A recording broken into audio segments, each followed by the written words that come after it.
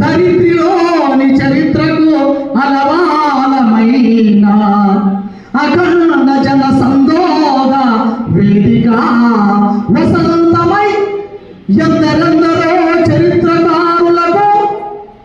Andhra Bharati తలమానికమై అలరారుతున్న Lepakshi Laya